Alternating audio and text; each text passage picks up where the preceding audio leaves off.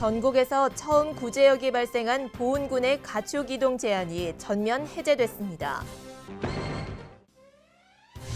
충북 오송이 국내 주요 대학의 바이오 교육 중심지로 떠오르고 있습니다. 충북도는 그랜드 인터컨티넨탈 서울 파르나스 호텔에서 투자 유치 설명회를 개최했습니다.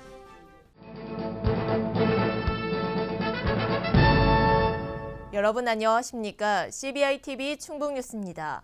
첫 소식입니다. 전국에서 처음 구제역이 발생한 보은군의 가축 이동 제한이 전면 해제됐습니다.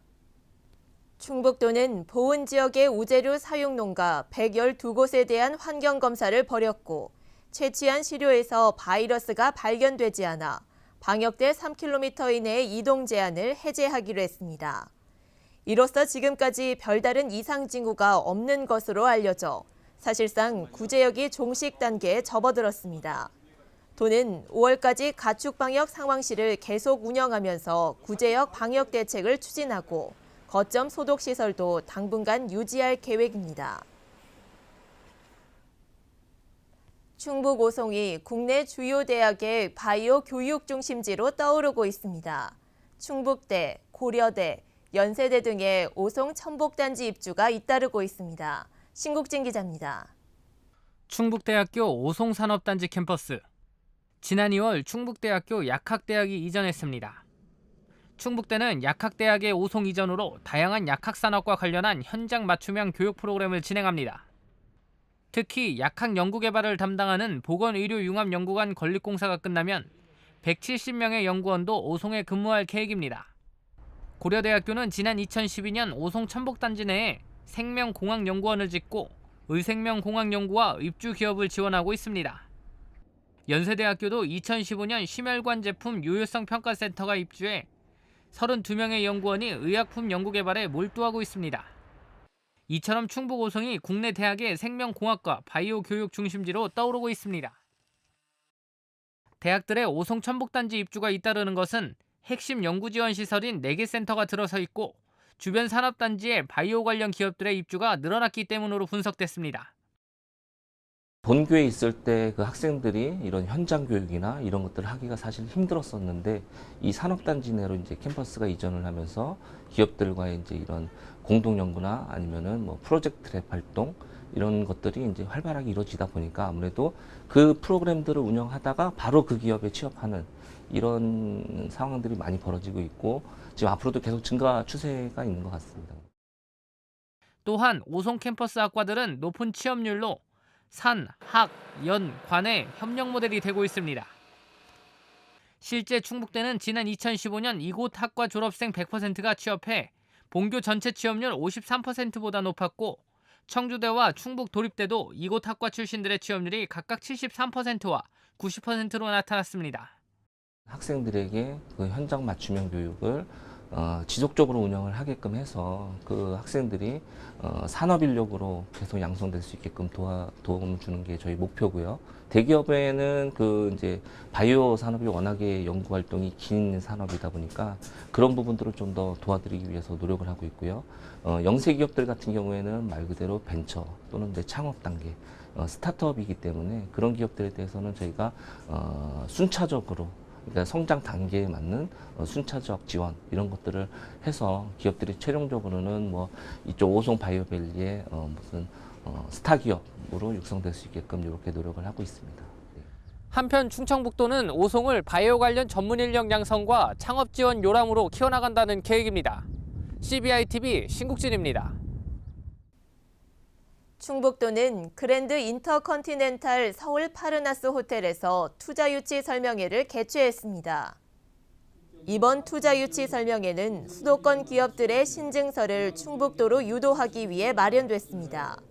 도는 사통팔달의 교통망과 물류 수송에 편리한 지리적 입지 조건, 저렴한 분양가 등 좋은 투자 환경을 소개하고 6대 신성장 동력 산업과 3대 미래유망 산업 육성 전략을 홍보했습니다. 설명회에 이어 주식회사 팜스코, 서울향유 주식회사와 1,138억 원의 투자 협약을 체결했습니다. 이시종 지사는 확대 간부 회의에서 도정 방향과 현안에 대해 강조하고 적극적인 대응을 당부했습니다. 이 지사는 중국의 경제 보복이 노골적으로 가시화되고 있다며 대외적인 대책 마련에 올인해야 한다고 강조했습니다.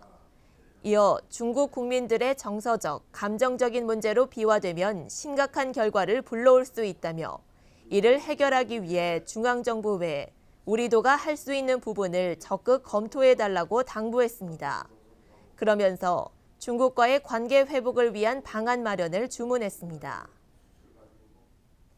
이시종 지사는 현안 회의에서 어린이집 아동학대 예방 시책과 K에어 설립 등 도정 현안들에 대해 강조했습니다. 이 지사는 도내 어린이집 안전실태 점검과 관련해 CCTV 설치나 보육교사에 대한 인성교육도 중요하지만 근본적인 대책이 필요하다며 아동 보육에 적합하지 않은 인물이 보육에 종사하지 못하도록 하는 방안은 없는지 고민해볼 필요가 있다고 강조했습니다. 이어 청주공항을 기반으로 하는 저비용 항공사 K에어가 본격적인 준비를 하고 있는 가운데 우리도에서 행정적으로 도와줄 수 있는 사항은 최대한 지원하라고 당부했습니다.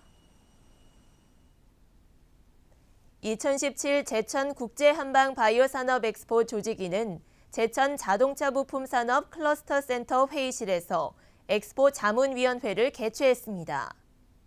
이날 회의는 엑스포 세부 실행 계획안에 대한 조직위원회 사무국 내부 보고가 진행됐습니다.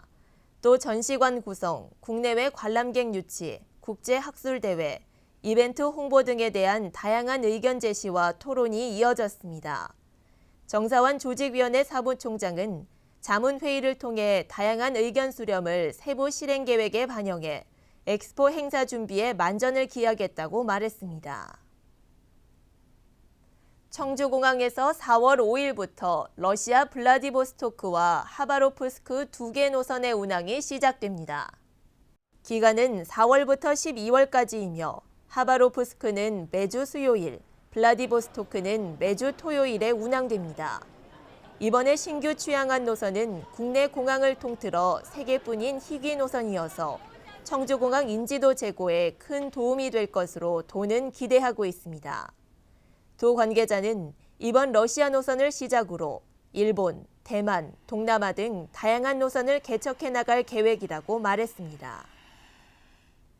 충북도는 다음 달 20일까지 대형 산불 방지 특별 대책 기간으로 정하고 비상 운영 체제에 들어간다고 밝혔습니다.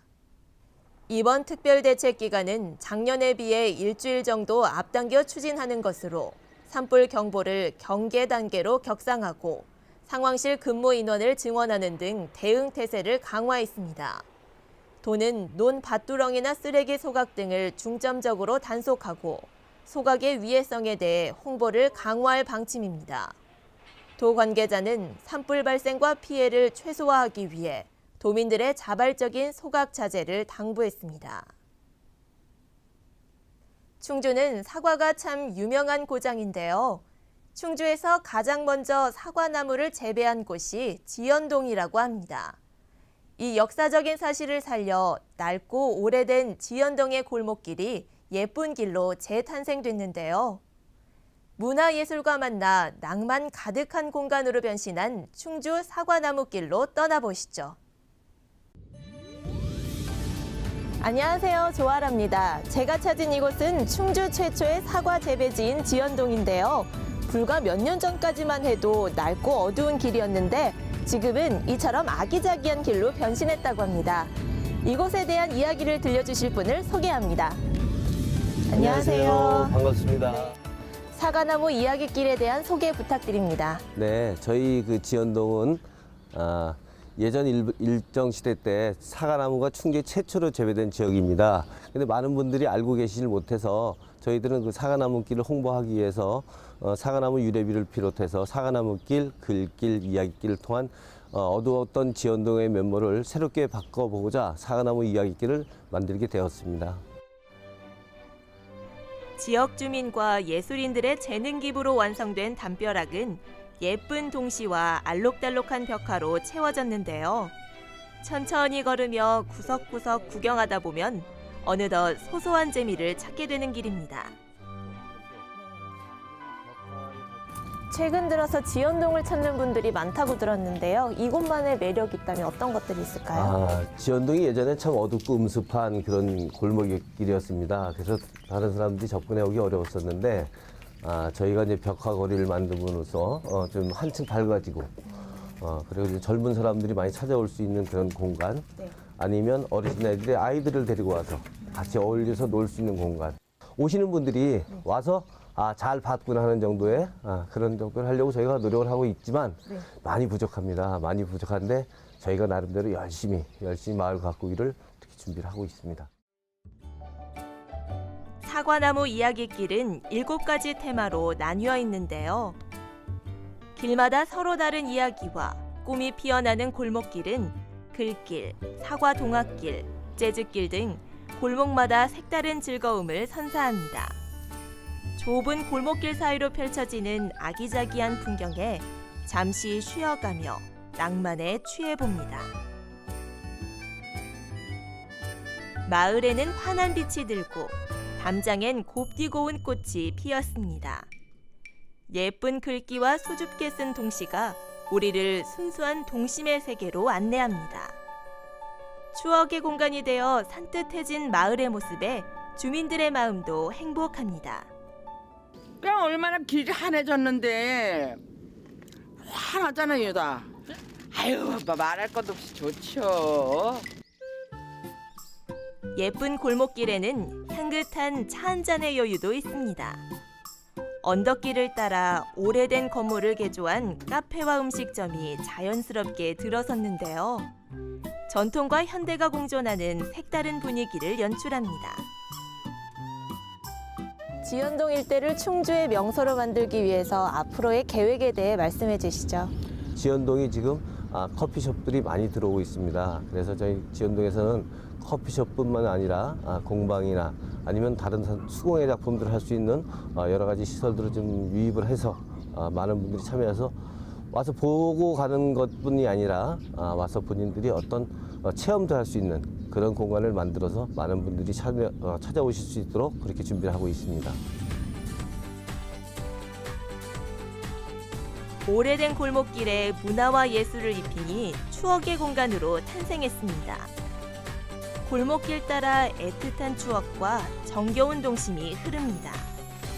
이번 주말은 소소한 즐거움과 낭만이 있는 지연동 골목길 여행 어떠세요? CBI-TV 충북뉴스가 준비한 소식은 여기까지입니다. 함께해 주신 여러분 고맙습니다.